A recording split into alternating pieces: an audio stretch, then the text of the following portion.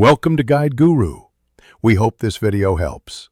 You begin by securing your AITTS access and installing the SDK. Get an API key and store it securely.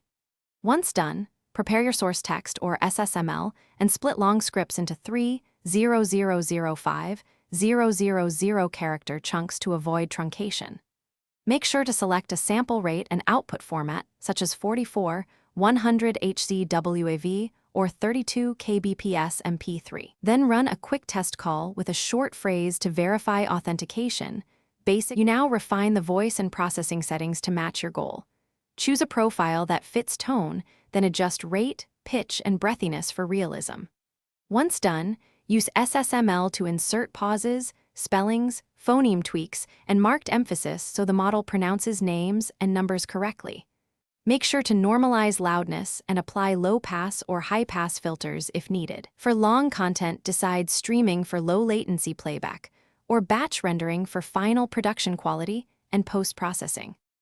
You finalize by rendering full audio files with chosen settings and exporting versions for web and mobile. For example, 44, 100 HZ-WAV for editing and 64 kbps MP3 for streaming. Once done, integrate playback via the client SDK or serve pre-rendered files from a CDN for low latency. Make sure to run end-to-end tests on target devices and adjust buffering. If you hit issues, check logs and API response codes, validate SSML for syntax errors, and confirm you haven't exceeded quota or rate limits. That usually fixes it.